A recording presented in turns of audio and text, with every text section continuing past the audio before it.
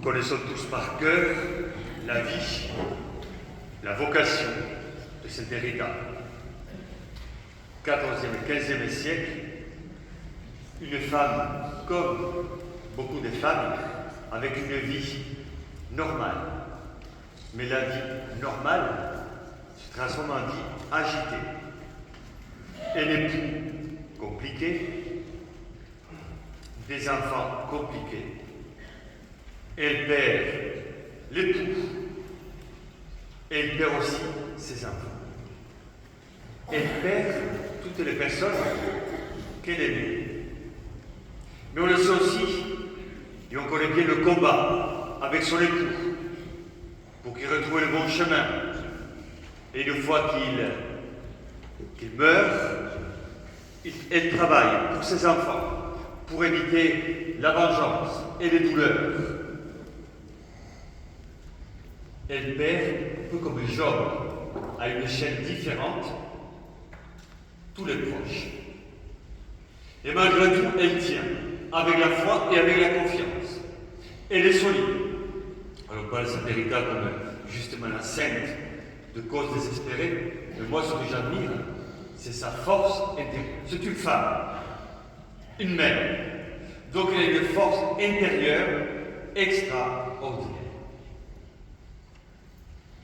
Moi, je pense que sa vocation nous parle à nous, vivant au XXIe siècle. Nous, avec quelle facilité aujourd'hui, vous les voyez dans la vie ordinaire, dès qu'il y a une difficulté, dès qu'il y a un problème, on démissionne ou on pleure. Avec beaucoup de facilité.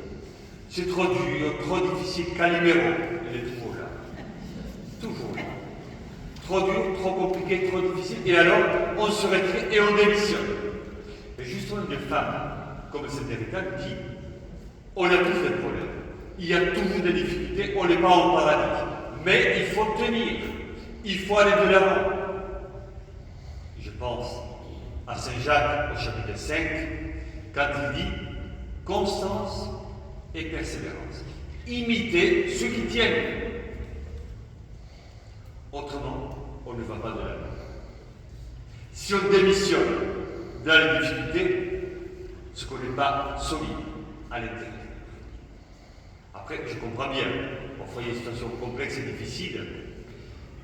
Il faut demander le soutien et la force au Seigneur et aux autres pour aller de l'avant. Mais Sainte Rita nous donne, est un modèle de persévérance. En plus, quand on regarde sa vie avec un peu d'humour, nous, au XXIe siècle, on pourrait se dire, elle n'a pas eu assez avec son mari et avec ses enfants, qu'elle demande une épine de la croix du Christ dans son élan mystique pour qu'elle se place sur son front. Elle avait souffert affectivement dans sa vie relationnelle. Elle demande en plus une épine de la croix du Christ. Elle est touchée dans son corps. Mais quelle force cette femme! Quel courage cette femme! Finalement, elle a vécu ce que nous avons entendu dans l'Évangile. Cet Évangile de Luc, au chapitre 6, est un évangile extrêmement exigeant. Extrêmement exigeant.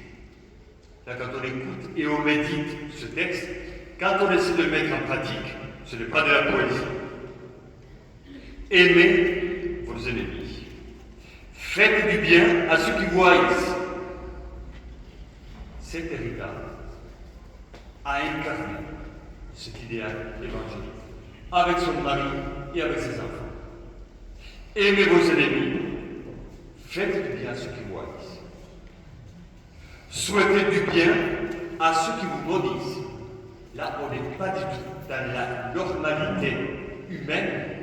On n'est pas du tout dans l'animation naturelle de nos relations. L'Évangile nous demande d'aller à contre-courant, d'être authentique, évangélique, vrai. Nous avons écouté aussi, aimez vos ennemis, mais nous avons écouté aussi la litanie exigeante de l'Évangile de Saint Luc. Soyez miséricordieux. La la compassion. Soyez miséricordieux. Il ne dit pas vous êtes. Il dit soyez. Donc il y a une tension, un effort à faire. Ne jugez pas, ne condamnez pas, pardonnez, donnez. Ce sont des verbes extrêmement exigeants. Ne jugez pas, ne condamnez pas.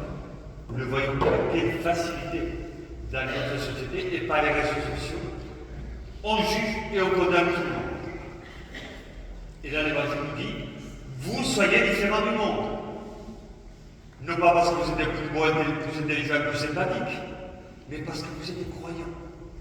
Donc, vous, le monde a beaucoup de facilité, juge et condamne. Vous, ne jugez pas, ne condamnez pas, pardonnez et donnez.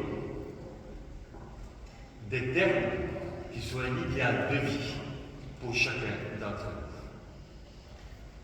nous. Et il est tellement difficile d'aimer. Déjà, d'aimer tout court. D'aimer les ennemis, on peut imaginer. Il est tellement difficile d'être miséricordieux et plein de compassion. Il est tellement difficile de ne pas juger, de ne pas condamner et de pardonner. Mais vous voyez, Jésus nous demande de changer le monde en changeant les mentalités. Et d'abord, notre mentalité des chrétiens. Et après, la mentalité de ceux qui sont à côté de nous. Le Seigneur nous invite à être juste, à être miséricordieux et à être bon.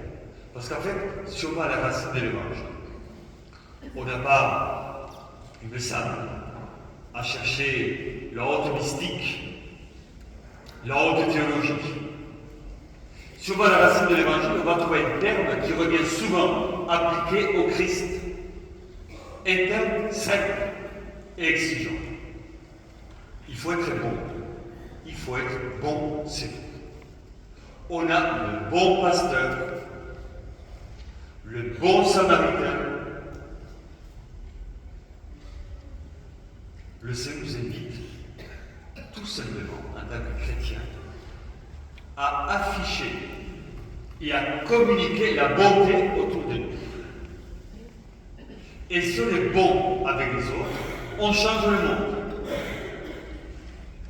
Mais pour être bon avec les autres, il faut être touché par la grâce. Il faut que Dieu touche notre cœur et notre vie intérieure. Si nous ne sommes pas touchés à l'intérieur, nous ne pouvons pas communiquer la bonté autour de nous. Et pourtant, vous le voyez, quelle simplicité dans l'évangile. Le bon pasteur, le bon samaritain, est très bon. Cet héritage a diffusé autour d'elle la bonté. D'abord dans sa famille, tant qu'elle a pu, et tant que son époux et ses enfants étaient vivants, et après dans sa communauté. Pas facile pour elle de rentrer dans la communauté des Augustines. Mais elle a persévéré. Elle a insisté. Elle est rentrée dans la communauté. Les sœurs n'ont pas toujours été très tendres avec elle, mais elle a persévéré. Elle a aimé. Elle a obéi jusqu'au bout. Elle a obéi. L'obéissance. Je finis avec l'anecdote qu'on raconte de cette Derrida.